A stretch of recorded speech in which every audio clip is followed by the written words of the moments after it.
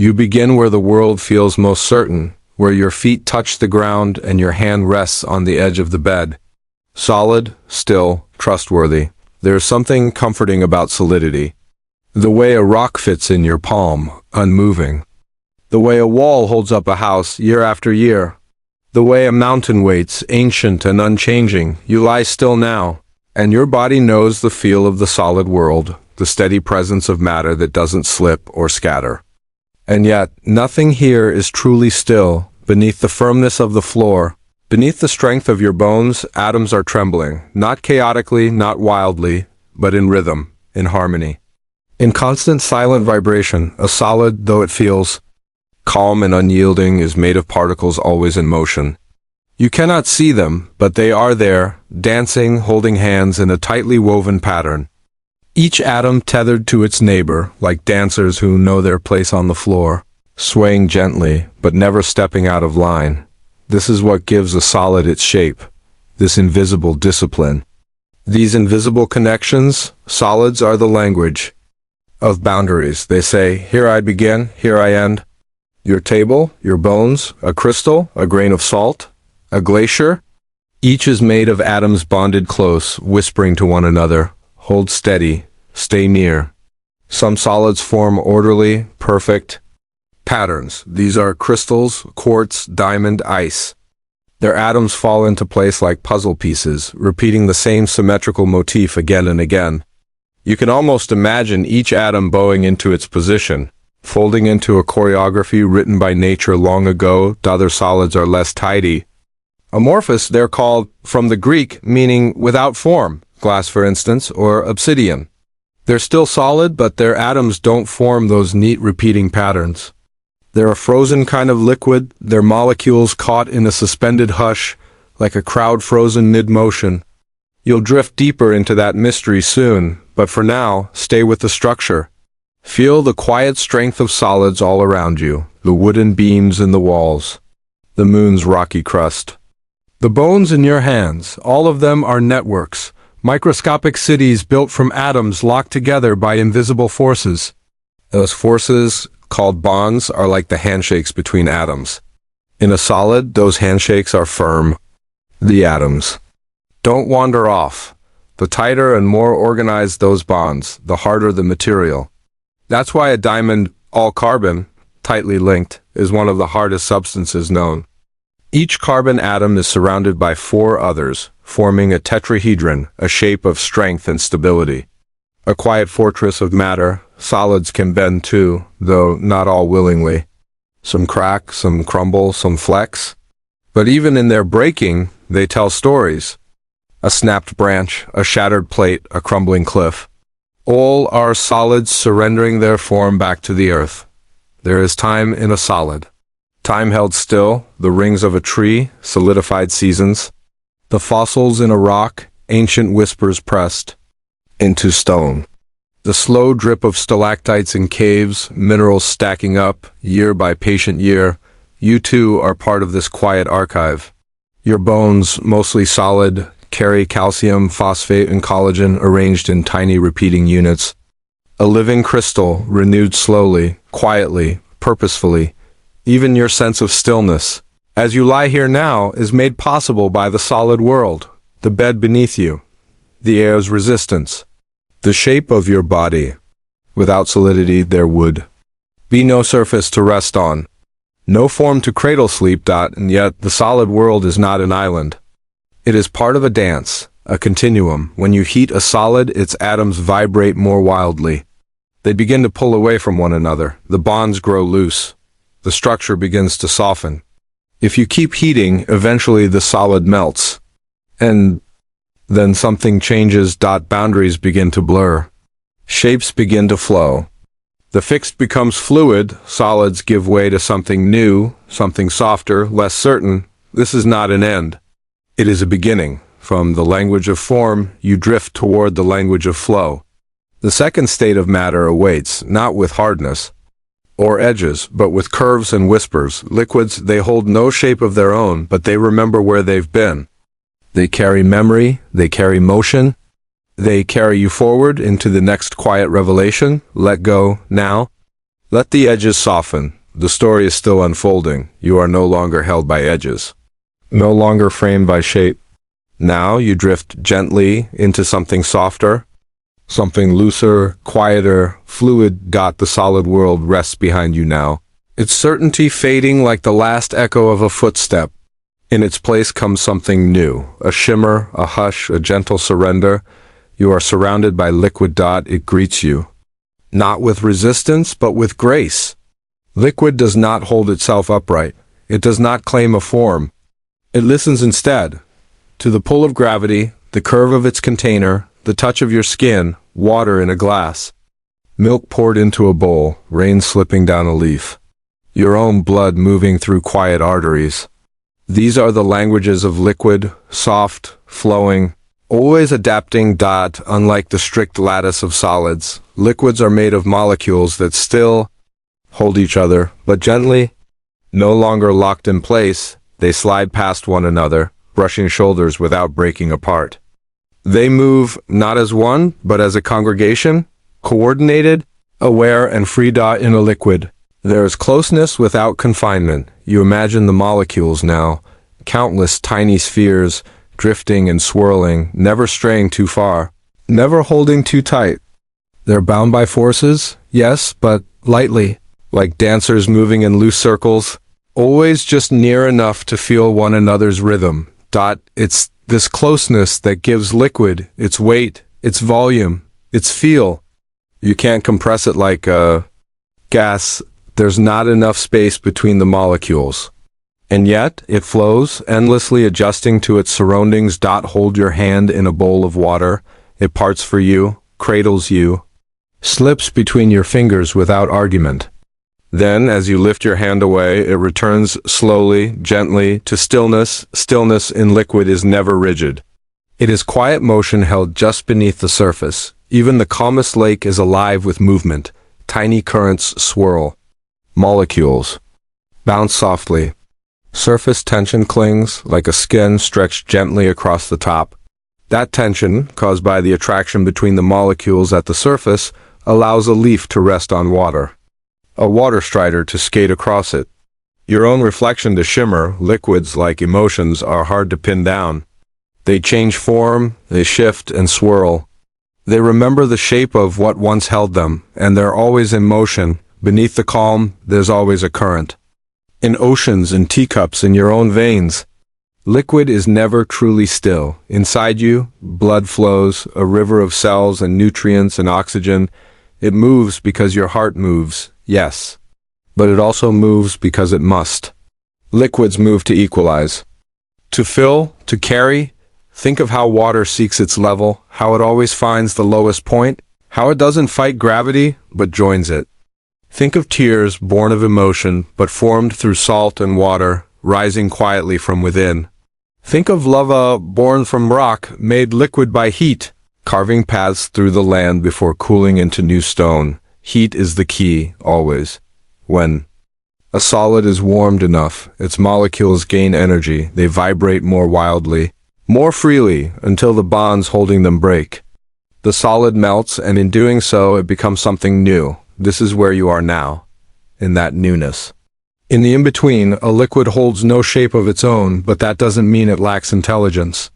In fact, it's one of the most adaptable forms of matter. It responds instantly. A spilled glass, a rushing stream, a single drop falling onto a still surface and rippling outward in perfect circles. There's beauty in how liquid teaches us impermanence. Everything it touches, it changes, by erosion, by movement, by memory. Over time, water can carve canyons, shape coastlines, carry mountains downstream. It doesn't need to push. It only needs to persist. And yet, in all this motion, there is also calm. To watch liquid move is to understand rhythm. A slow drizzle, a curling wave, a steaming cup on, a cold morning. There is poetry in its patterns, comfort in its repetition. As you breathe in, think of the gentle rise of liquid in a measuring cup. As you breathe out, think of it sinking again, seeking stillness. Your body, too, is mostly liquid. You are made of water, salt, enzymes, fluids moving through organs and cells. Even your thoughts, your dreams, your sleep, they all depend on the flow within. And so, tonight, as you lie still, you are not solid, you are not stuck. You are moving, even now, from one state of rest into another. You are not made to hold a single shape. You are made to change, to soften, to ripple. To rest, there's something else, though, something waiting beyond this quiet pool of motion. A place where form disappears altogether, where molecules stop holding hands, where freedom becomes complete. In the next breath, the liquid will rise. It will vanish into air, into vapor. You'll follow it, not with effort, but with ease. And in that upward drift, you'll discover the weightless hush of the gaseous world. For now, feel the flow. You are not falling. You are simply letting go. Now you rise, softly, gently, like mist lifting from a lake at dawn. The liquid you once were begins to let go. The bonds loosen. The dance becomes wider, lighter, freer. You have entered the gaseous world, a place of openness, of endless space between things. Unlike solids that stay and liquids that flow, gases fly. They do not rest. They drift, expand, explore. You can't hold a gas in your hand. Try, and it slips through your fingers like a forgotten breath, but it is everywhere. It surrounds you now, the air in the room, the oxygen in your lungs, the scent of sleep in your pillow. A gas is matter unbound. Its particles are no longer content to stay close. They dart and dance, bumping, gliding, colliding. Each molecule moves as it pleases, bouncing off walls, off each other, off nothing at all. And yet, in that freedom, there is still a kind of order, a quiet, statistical rhythm. You inhale. With that breath, trillions of molecules rush into your body. Nitrogen, oxygen, carbon dioxide, traces of water vapor. They do not ask permission. They simply move where there is space. That is what gases do. They fill every corner, every gap. Every breath you exhale. And now those same molecules return to the world, carrying tiny pieces of you, a sigh, a whisper, a bit of warmth. They rise and vanish into the air, becoming invisible once more. This is diffusion, the silent spreading of particles, from where there is more to where there is less. A natural balancing act. Open a bottle of perfume across the room. Wait, soon its scent reaches you. The molecules have traveled, unseen, like messengers without a map. They do not need direction, only time. You imagine now the journey of a single water molecule. Just moments ago, it was part of a droplet on your skin, warmed by your body. Heat, it gained energy, it broke free of its neighbors. It evaporated, changed state, and became vapor. This is the power of temperature. When you heat a liquid, you do not just make it warmer, you give its molecules more energy. Enough energy to break their subtle bonds. Enough energy to fly. The warmer it gets, the faster they move. And when they move fast enough, they escape. They leave the liquid world behind and enter this new, airy realm, one without form or containment. A realm of motion, of expansion, of endless wandering. There is no ceiling here. No walls. A gas fills whatever space you give it. Put it in a box, it fills the box. Let it go, and it disperses into the sky, into the world, into the stars. The sky itself is a great sea of gases. Above you right now. The atmosphere stretches, layers upon layers of invisible molecules, nitrogen, oxygen, argon, carbon dioxide. A floating blanket held to Earth by gravity, always in motion, always mixing. Without it, you would not breathe. Without it, there would be no weather, no clouds, no sound. Even sound travels through gas. When someone whispers to you, it is air that carries the words. Tiny pressure waves ripple through the molecules, vibrating from one to the next until they reach your ears. Gases may be invisible, but they are never absent. They hide in plain sight. Steam rising from tea. The fog of your breath on a cold morning. The puff of dust as you fall into a pillow. Your lungs are their gateway. With every breath, you borrow the sky. With every exhale, you give it back. And in the world of gases, everything moves toward balance. Open a window and warm air rushes out, cool air flows in. The particles, always seeking evenness, adjust without needing to be told. Equilibrium is their quiet goal, and still, There is something deeper, something more mysterious, waiting within this airy expanse, because gas is not the end. It too can transform. Give gas more energy, more heat, more pressure, and it begins to change again, not back to liquid, not into solid, but into something brighter, wilder, something alive with charge and light. You will see it in flames, in lightning, in the glow of a neon sign.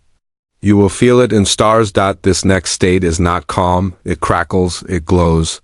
It breathes electricity. It is called plasma. And though it is less familiar to your body, it is the most abundant state of matter in the universe. So as you lie here, wrapped in air, breathing its softness, know that something waits beyond the calm, a state of energy, of brilliance, of cosmic fire. But there is no rush. For now, rest here, float on the invisible. Feel the air hold you, though it weighs nothing. You are part of the breath of the world. And soon you will rise into light. You are drifting upward now, beyond water, beyond mist, beyond even the breath of vapor. The sky thins, and in its place light begins to hum. There is no flame here, and yet everything glows. You are entering a new state, one you've rarely touched with your hands, but one you see each night in the stars. This is plasma. The fourth state of matter, fire without flame, heat without weight. Energy made visible. Close your eyes and you may still see it, that silent lightning branching through clouds, the pulse of a neon sign in the quiet of night, the flicker of a candle's heart where the light lives after the fuel burns away. Plasma is not solid, not liquid, not gas. It begins as gas, but then something changes. You add heat or voltage or cosmic pressure, and suddenly the gas transforms. Its atoms split, not apart, but inward. Electrons are shaken loose from their orbits, peeled away from their nuclei like petals pulled from a flower. Now, what was once whole becomes a swirl of charged particles, free electrons, and ionized atoms, dancing in fields of light and magnetism. This is the dream of plasma, a dream of energy unchained. It is the most common state of matter in the universe, and yet here on Earth it feels like magic. Because plasma lives not in our hands, but in the stars. The sun, the one that warms your face, feeds your garden, and paints golden streaks across your windows each morning, is a massive ball of plasma. So is every other star. They shine because of it. Inside them, the pressure is unimaginable. Hydrogen atoms slam into each other, fuse and release bursts of energy so vast, they travel millions of kilometers to reach your eyes. What you call sunlight is plasma's gift. Even lightning, that sudden, jagged line that splits the sky, is plasma born from air and electricity. A gas, overcharged and overwhelmed, transformed in a flash into something radiant. Plasma is strange. It doesn't behave like other matter. It listens to magnetic fields, twisting and coiling around them like threads of silk in wind. It can form filaments, spirals, waves. It can carry currents. It can glow without heat or burn hotter than anything you've ever felt. In neon lights, we trap it in glass. Run electricity through noble gases like neon or argon, and you create color, red, blue, purple, a slow, steady fire that never consumes. On Earth, we shape plasma in laboratories, in lightning storms, in fusion experiments. But in space, it is everywhere. The solar wind that brushes the planets, the auroras that dance at the poles, those green and violet ribbons curling across. The night, those are Earth's upper atmosphere meeting plasma from the sun. You are lying beneath a sky filled with it. You are made from atoms forged inside it. Every carbon atom in your body was once part of a star, a plasma furnace, that lived, burned, and died long before Earth was born. Plasma is not gentle, but it is beautiful. It is the energy between chaos and order, alive with possibility, alive with light. But even plasma can cool, can settle, can return. When it loses energy, its electrons return to their atoms. The charge fades, the light dims, and the plasma becomes gas again, a calmer version of what it once was. All matter is always changing, solid to liquid, liquid to gas, gas to plasma, and back again, with heat, with pressure, With the soft weight of time, matter moves in cycles, never gone, only transformed. You are part of this. The energy in your cells, the oxygen in your lungs, the calcium in your bones, the light in your dreams, it all has passed through these states countless times. You are not separate from matter, you are its momentary shape, its current rhythm, its current story. So as you lie here, think not only of what you are made of, but of what you once were. A cloud, a star, a fire, and know that even now within, you're quiet, your cells carry sparks of plasma in the electric pulses of your brain, in the firing of neurons, in the tiny, quiet charges that make you think and feel and sleep. You are light held in form, and just ahead, a stranger mystery calls, a riddle suspended in a window pane. Neither solid nor liquid, neither structured nor free. It waits without urgency, a contradiction held together by silence and time. You'll meet it soon? For now, close your eyes and rest within the glow. You are not burning. You are simply shining. You've traveled through light, through fire without flame, and now you descend softly into something still again, but not what you knew before. You reach out, and your hand touches glass. It feels like a solid, smooth, hard, cold. It holds its shape, it holds the world out and the light in. A window, a lens, a screen, but beneath that stillness, glass is whispering something different. It is not quite a solid, and not quite a liquid. It is something in between. A paradox, caught between order and flow. To understand it, you must look not with your eyes, but with your patience. Solids, true solids, are crystalline. Their atoms fall into perfect, repeating patterns, like tiles in a mosaic, symmetrical, predictable still, but glass has no such pattern. If you could shrink yourself to the size of its atoms and walk through its structure, you would not find neat rows or ordered lanes. You would find randomness, confusion, molecules frozen in the act of becoming something else. Because glass begins as a liquid. Sand melted by fire, by thousands of degrees of heat, until it glows and flows like honey made of stone. But when it cools, it doesn't freeze in the way a crystal does. Instead of locking into a tidy grid, its molecules slow and stop, just as they were, jumbled and imperfect. Still liquid in their hearts, but unable to move. This is what scientists call an amorphous solid, a material without clear internal order. It appears still, but its molecules remember motion. It's as if time paused mid-transition and never hit play again. In old buildings, you may hear stories that the glass in windows is thicker at the bottom, that it's still flowing. Even now, but that's more poetry than fact. Glass does not flow like water, not anymore. What it does is hold tension. Not just mechanical tension, but philosophical tension. It exists as both memory and present. A captured moment of liquid becoming solid that never truly finished. And so glass becomes a metaphor for what we can see, but not explain. For what holds its shape, but is always waiting to shift. Look at a window pane at night. The outside world reflects in it, but so does your own face. The glass does not choose. It allows both to exist, the world beyond and the one within. That's the paradox. Glass is clear, and yet it hides complexity. It's strong, but brittle. It bends. Light, but is born of flame. You can shatter it with a stone or polish it into a telescope to peer into galaxies. Even light, when it touches glass, slows down, not much. Just enough. As if even photons hesitate at the boundary of something they cannot fully define. Your life, too, is filled with glass. The windows in your home, the screen you hold, the lenses in your eyes if you wear glasses. And within your body, silicon, the element from which glass is born, drifts in your bones, your nails, your connective tissue. A silent thread tying you to this in-between world. You are in some ways a walking paradox too, still but always changing. Certain but shifting. Liquid memories frozen into form, yet always dreaming of motion. And so the mystery of glass is not just scientific, it is deeply human. It reminds you that not everything fits in boxes. Not every state of being is easy to name. Not every transition finishes when it should.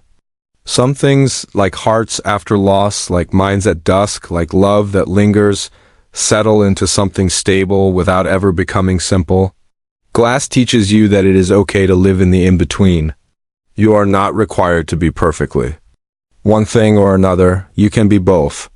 Both memory and movement, both clarity and confusion, both formed and forming. As you lie here, know that your body too holds memories of motion even when still. Your breath, your heartbeat, your thoughts drifting like light through a prism. And just ahead, the world begins to quiet even further. The next state is colder, quieter, stranger. It flows, but it does not resist. It moves, but never slows. It touches surfaces and leaves no trace. It is not glass, not even close. It is something rarer, more delicate, almost impossible. A fluid that whispers to gravity, "I do not belong to you. You'll meet it soon." But for now, rest here in the paradox. Hold the stillness and the story it refuses to finish. You reach out in a dream and your fingers touch something smooth, cool to the skin, hard to the touch, and yet somehow still soft in its silence. It is glass. A window between the world and you. A sheet of something solid, but not quite. You look through it every day. A mirror, a screen, a window pane. It holds its shape, bends light, reflects your face in the quiet hours, but beneath the surface, glass carries a secret. A paradox. One that blurs the line between what is and what should be, because glass, for all its stillness, is not fully solid and not truly liquid. It lives in between, in that quiet space where transformation paused halfway and never quite resumed. To understand glass, you must return to its origin, sand, heated by fire until it flows like molten gold. This is how glass begins, as a glowing liquid river of melted silica, simmering at over 1,000 degrees. Fluid, bright, alive, but then something strange happens. As the molten liquid cools, it doesn't freeze into order. It doesn't snap into a tidy crystal lattice like ice or quartz. Instead, it slows, until the movement of its molecules becomes so small, so quiet. They seem to stop altogether, but they never truly fall into place. The liquid doesn't become solid in the usual way. It becomes glass, a frozen motion, a structure that holds without ever settling. This is what scientists call an amorphous solid. Amorphous, from the Greek amorpha, meaning without shape. If you could shrink yourself and step inside a sheet of glass, you'd find no neat rows, no symmetry, no pattern. Just a slow, silent tangle, the arrested flow of liquid, trapped in the shape of stillness. It's like a thought you almost finished. A song paused mid-note. A story never fully told. Some say glass flows over time, that the windows in ancient cathedrals are thicker at the bottom because gravity pulls the glass down, even over centuries. But this is more myth than truth. Glass doesn't flow like water, at least not within the span of a human life.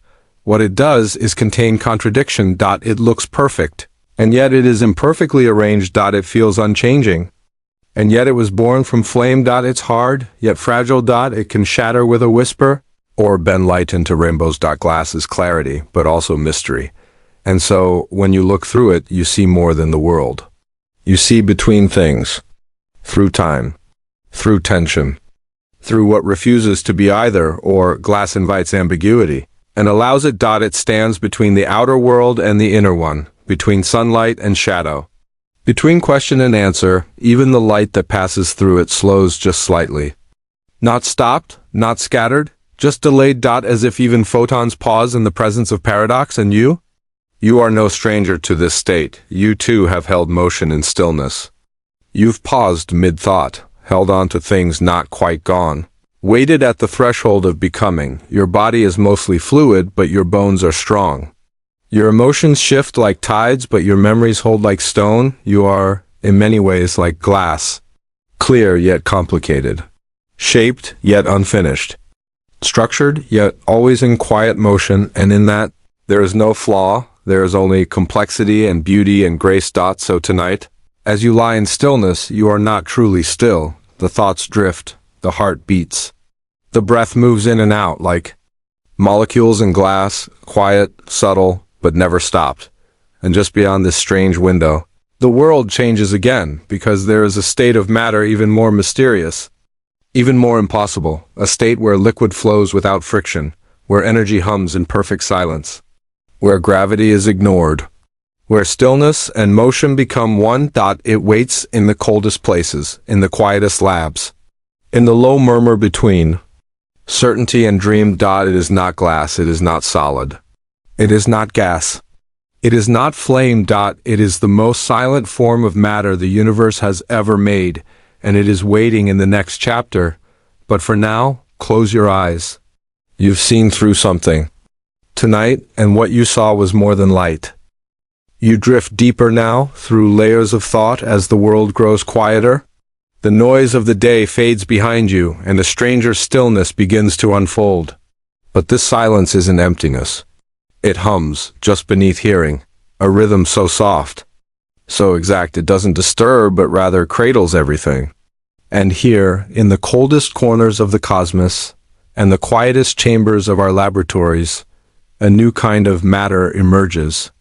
It's not solid, not liquid, not gas, not quite anything that came before. It is a superfluid, and it defies almost everything you thought matter could be. Imagine, if you will, a liquid so smooth, so cooperative, that it flows without friction. Forever, you could pour it into a cup and it would creep up the walls, not to spill, but to explore. Touch it and it doesn't resist. It glides away, not because of force, but because resistance itself has vanished. This isn't magic. This is quantum physics when it whispers instead of shouts. Superfluids are born at temperatures barely above absolute zero. That's 273.15 degrees Celsius, the coldest anything can be. At this limit, the jostling of atoms, the dancing of molecules, all slows to a trembling hush. And in this hush, something astonishing happens. Particles begin to lose their individual identities. They start to behave as if they are one single shared wave, a collective, a unity, as if matter has remembered it was once part of a whole. This is known as Bose-Einstein condensation, a state where particles become indistinguishable, a cloud of sameness, a perfect team with no ego, no edge. In the laboratory, you can witness this with helium, that light, floating gas from party balloons. Cool it down far enough, and it becomes a superfluid. It will crawl out of its container, spill over the edge, not to escape, but because boundaries no longer apply. Try to spin it in a dish, and it will never stop spinning. Because friction, that slowing drag we know so well, simply doesn't exist here. It's as if you set a thought in motion and it kept moving forever, untouched, untired, pure. In superfluids, the laws of classical physics begin to fade. Instead, the strange, elegant laws of quantum mechanics take the stage. Tiny vortices, whirlpools of movement appear, but always in fixed, perfect amounts. They don't spiral randomly. They follow rules so precise, so consistent, it's as if the universe is whispering in choreography. And yet, this isn't cold in the way you think of it. There's no bitterness here. No frost or ice. This is a gentler kind of cold, a clarity, a removal of distraction. It's the silence after a snowfall, the stillness before dawn. And in this quiet, you begin to understand why scientists chase such strange states. Because they reveal what matter can become when it is no longer interrupted. Superfluids show us that resistance is not always required. That motion can be eternal when nothing pushes back. And that sometimes the most extraordinary behaviors come from letting go of heat, of chaos, of noise. There's something strangely emotional about that, because you too carry friction. You carry resistance to change, to pain, to the unknown. And yet, when you sleep, you move into your own superfluid state. Thoughts drift, memories blur. Your breath flows without effort, dreams rise and fall like perfect waves. It is your nightly return to stillness without resistance, to motion without judgment, to clarity beyond control. Superfluids are not just physical. They're metaphors for surrender, for unity, for trust in the quiet, because at some level you are made of the same matter. The same atoms, the same laws, the same potential to shift into a new kind of grace. Even in wakefulness you might wonder, what if you moved through the world with less friction? What if, like the superfluid, you carried energy but left no disturbance behind? What if your choices spun like quantum vortices, not random but perfectly spaced, perfectly clear? And perhaps there is more of this kind of flow around you than you know. In the connections that don't need words. In the ideas that slip in just before sleep. In the quiet moments where you feel the world moving, but not pulling, the superfluid teaches that some things do not age. Do not slow, do not wear down. They simply are, balanced, unified, enduring, but even this is not the end. Even this. Purity can be pushed further. Because the deeper you go, the more the rules begin to unravel, not just bent, but rewritten. What happens, you may wonder, if you heat matter in reverse? If, instead of cooling, you push energy in until the bonds dissolve? If you reach temperatures so high that even particles themselves begin to forget who they are? Beyond the superfluid, beyond the solid, beyond the gas, there lies something older. Something closer to the beginning of time itself. It is not still, it is not calm, but it is honest. And it is waiting. For now, stay in the smooth glide of thought. Let your mind pour itself outward, unresisting, like a superfluid, clear, endless, unburdened. But soon you will enter the furnace. And there, the universe begins again. You've traveled far. From the blistering chaos of plasma to the crystalline hush of the condensate. From fire to stillness. From many to one. Now, you are ready for the final descent. Not deeper into matter, but beneath it. Beneath what can be seen, touched, or even named. This is where reality itself begins to tremble. Where space is no longer smooth, where time forgets how to flow, where the very fabric of existence flickers and foams. This is the domain of quantum foam. You might have imagined space as empty, a vast silent sea between stars, but emptiness. Here is a lie. There is no true void. Only uncertainty, only dance. And this dance happens on the smallest of scales, the Planck length. A dimension so tiny that a single proton is a giant by comparison. At this scale, space-time is not calm. It is restless, wild. You drift toward it, slower than thought, quieter than silence. And suddenly, you see it. The very ground of reality is bubbling, like a pot of water, just before the boil, but this is no heat. No liquid, this is space itself. Seething with possibility. Little blips of energy flicker in and out of existence. Particles appear, then vanish. A trillion quantum handshakes every second, each saying, maybe. The closer you look, the less stable it becomes. What you thought was solid melts. What you thought was certain splits. Cause and effect slip out of order. Time shudders. Past and future blur into one, and in this strange, shifting foam, you realize something. The universe is not made of things. It is made of fluctuations. Of probabilities. Of questions. Everything you have ever touched, every atom, every star, every thought, emerged from this tremble, from this uncertainty. From this primordial fizz of maybe, you are floating now between the rise and fall of quantum waves. One wave says, you are here. Another says, no, there. And both are true until you decide, until you observe. Until you choose. Here you are both particle and wave. Both presence and absence. Both the dreamer and the dream, and the foam keeps bubbling. Tiny wormholes flash open, then collapse. Time loops spin, then dissolve. Alternate realities brush against your skin like fireflies in the dark. Every instant, the universe rewrites itself. Not in ink, but in light, in chance, in potential. It's not chaos. It's not randomness. It's a deeper kind of order. Sacred turbulence.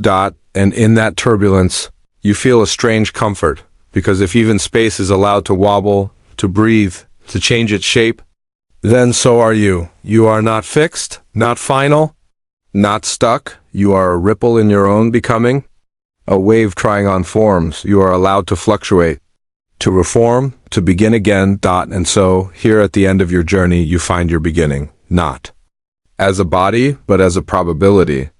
A question waiting to be asked.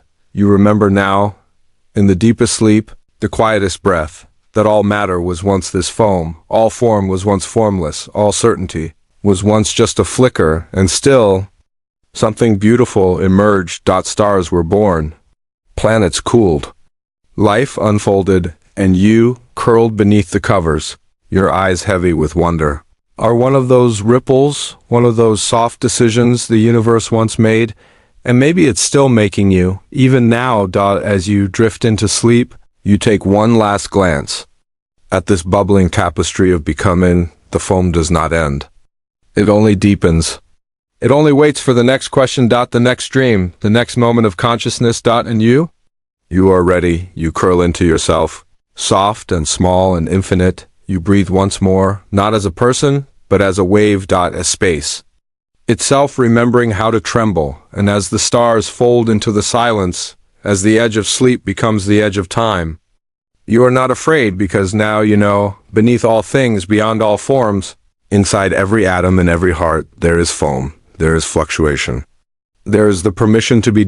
And so you sleep, not to forget, but to remember everything. The sleepy scientist rests, and the cosmos keeps dreaming.